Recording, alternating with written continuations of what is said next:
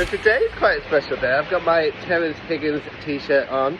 I'm going to join a march. First time I've ever been on a march, or been part of a march, to combat stigma related to HIV. And obviously since I've been associated with HIV and Terence Higgins as a volunteer, I met some incredible people, and I'm looking forward to kind of marching alongside them.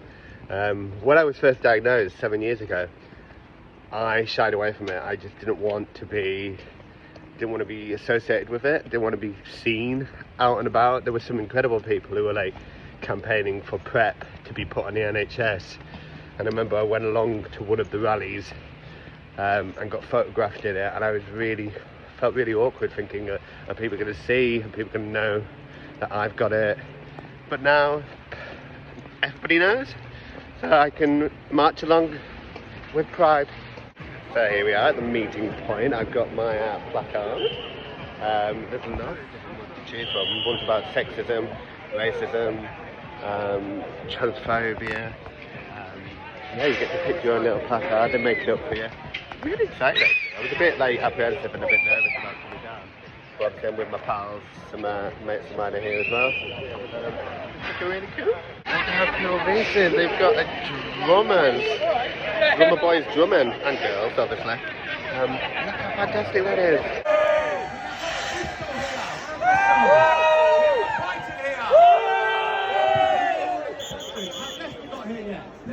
En route and coming down. We've got people coming from all over the UK. It's really, really amazing. We have got to make a big noise while we are going through this system. We're not going to fight stigma quietly. So, we're going to do some chanting. We're going to practice some chanting. So, first one up. R-E-S-B-T, 40 years of HIV. R-E-S-B-T, time that you respected me. R-E-S-B-t, 40 years of HIV. R-E-S-B-t, time you respected me.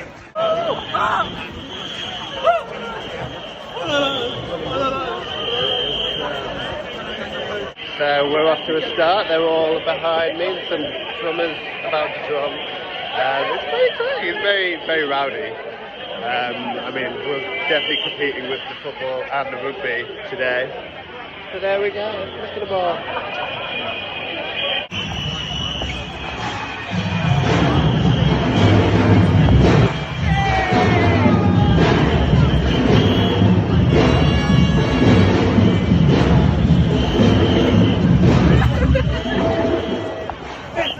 We can't pass it on. Undetectable. We can't pass it on. Untransmissible. We can't pass it on.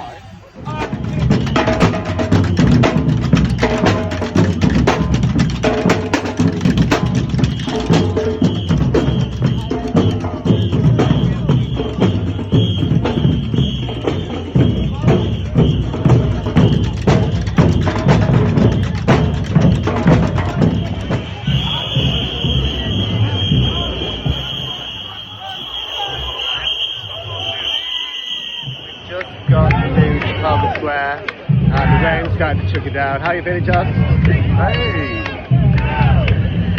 It's been nice up until now. But, yeah.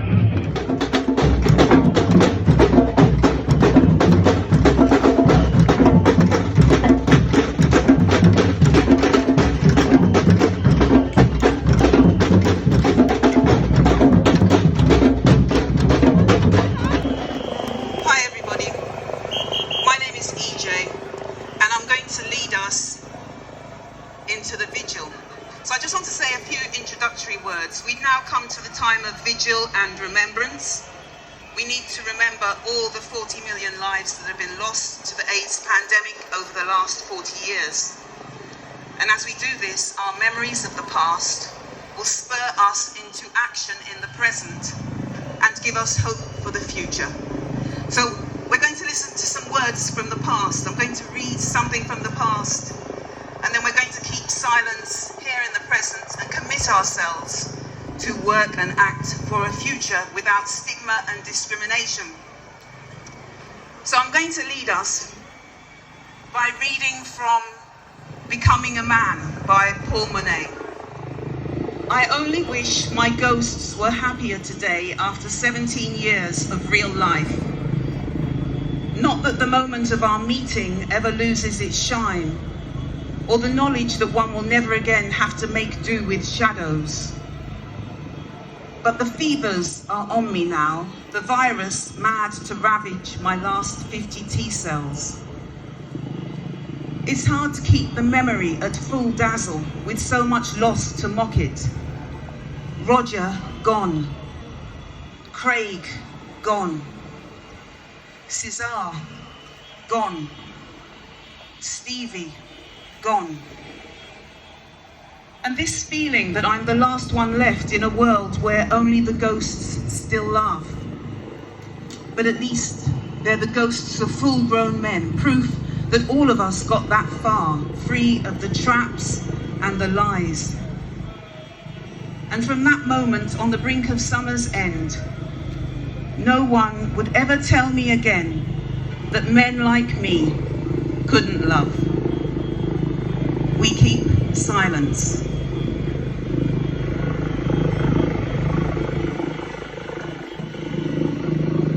Trafalgar Square! That is more like it. You are not here today to do a bit of shopping, go and see a show, see the sights. You are here to make some noise. Enough noise to shake the foundations of our seats of power, to remind them that we demand an end to HIV stigma. Let me hear you make some noise.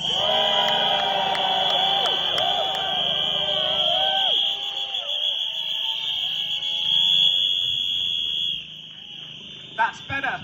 Thanks. Right, well, my name's Nathaniel Hall. My pronouns are gay, fabulous, and live with HIV. Yay. Actually, I lie. The he, she, they, because it's always better with three. Now, I'm an actor, a writer, HIV activist, and I'm really, really honoured to be here, standing in front of you today as your compare and chief rabble rouser. Now, I was in a little TV show a couple of years back. You might have heard of it. It kind of put HIV back on the national agenda again. Yeah, a little show. I thought maybe you could all humour me by doing its very famous catchphrase. You know the one. It starts with L and ends with ah. Yeah, you all know the one. Okay, here we go. After three, nice and loud. 1, 2, 3. Nice. And Jill Nalda is there on the front row. Come on, we are the Fighting HIV Stigma Rally. My name is Jide Macaulay. I am an Anglican priest, and I am someone living with HIV for the past 20 years. Come on! Yes! This is the time that we need to end stigma, the shame, the denial, and the discrimination. It is about time. And one of my key messages today is to speak to the church. If you're HIV positive, your priest needs to know how to take care of you, not stigmatize you. Do I get an amen? Yeah. They need to know not to shame you.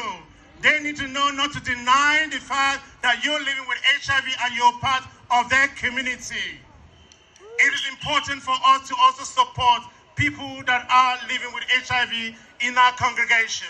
Arm yourself with up-to-date information to become more knowledgeable about HIV and the impact stigma can have.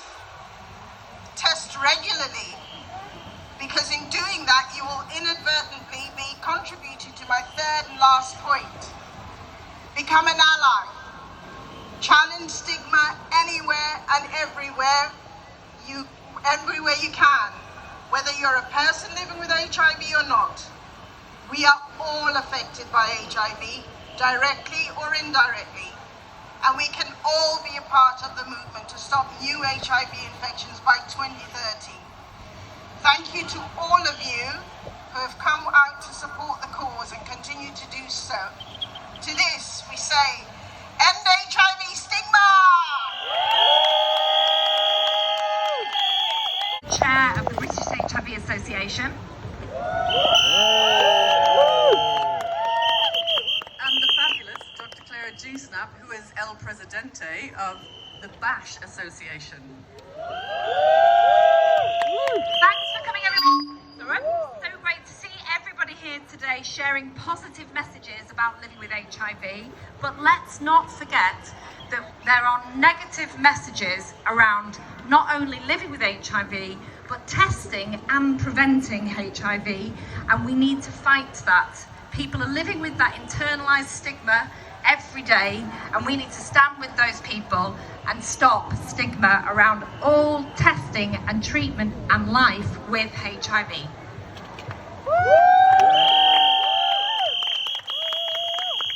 And as well as internalized stigma, people living with HIV have externalized stigma. So that is irrational, negative behavior from others towards those living with HIV. And when that occurs in a healthcare setting, people with HIV feel that they are being discriminated against because they are. They feel inadequate. They feel judged and unable to ask for what they need. And therefore their health may become at risk. So those of us working in the British Association for Sexual Health and HIV and in BIVA are working really hard to improve public education for healthcare providers about HIV, because stigma has not moved on. And there's studies showing in the last 10 years it's exactly the same as it was 10 years ago. So we still have so much to do so that we can get HIV stigma to zero, we can get to zero new diagnoses and zero new HIV-related illnesses. Thank you so much. Zero stigma. I frequently get asked, what's the best way to tell someone about your status? When is the best time to tell them? There isn't necessarily a right answer that suits everyone. There have been times where I've shared my status with someone and their negative response has shattered the world around me, and I didn't think I would be able to cope. And there were other times where HIV did not impact how I was treated. In fact, I was embraced due to my vulnerability. But in both situations, I found a way to live on. As young women, we are constantly told how we are meant to be, whether it's due to our looks, age, race, height, career, our past, or just about anything. So we are constantly told by the world around us that we are not enough no matter what we do. Unless you have someone in your life who tells you otherwise, when you have something like HIV thrown into the mix, all those feelings around intimacy can become ingrained. With HIV. In the relatively short time since I've begun transitioning, I've seen hate grow, and I've seen hate grow, and I've seen it spread, and I've seen it hurt so many people that I love. And hate grows more hate, much like stigma does. We cannot allow stigma to grow any further, and while it is reassuring to see you all here today, when this is over, stigma will remain. As a young person, I'm consistently and frequently reminded that the future of HIV is in the hands of other young people. But to everybody who says that, you are still here, and I know it's tiring, and I know it's exhausting. I'm tired too. But all of us have a role to play to change a narrative for the better, and we need to start. We need to start before it can grow any further. With young people, we have to tell them that HIV has changed. My first thoughts to myself were, oh gosh, I'm damaged. My society would never accept me. My community would never accept me. And I felt immense shame. But what's happened from then is, all of these 4 years, my experience has been the absolute opposite. Well, almost completely opposite. Unfortunately, there's been times when I've met people or I've been in situations where I've been made to feel that exact feeling of shame. And that's the sad reality that some of us living with HIV sometimes still face. The advancements in HIV medicine and the science around HIV means the world is moving on from the early days when HIV was first discovered. But the question is, are we really moving forward? That question will be answered in so many different ways based on who you ask. You know, based on the color of their skin, where they're from, what social class they belong to. Trafalgar Square. My name's Richard Angel from the Terence Higgins Trust. We are fighting HIV stigma and proud. We are fighting racism, we are fighting transphobia, we are fighting sexism. We are proud to be at the forefront of this movement. We've gathered from every part of the country. Buses from Manchester, Bristol, Brighton, Cardiff, Leicester and beyond. People have even come from that London. Because of our friends at George House Trust, at BHA for Equality, THC Brighton, Sussex Beacon, Fast Track Cardiff, Brigstow, Trade Sexual Health, this is a truly national march. Thank you for coming. We are stronger together. We stand here on the shoulders of our forebears, the people who fought for 40 years of progress. Despite the pain, the grief, the fear, the violence, because of them, things are better. We pay tribute.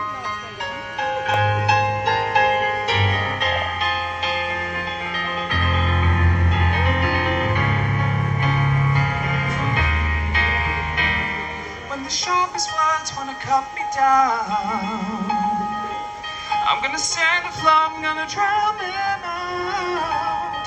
This is brave, this is bruised, we are who we're meant to be, this is me.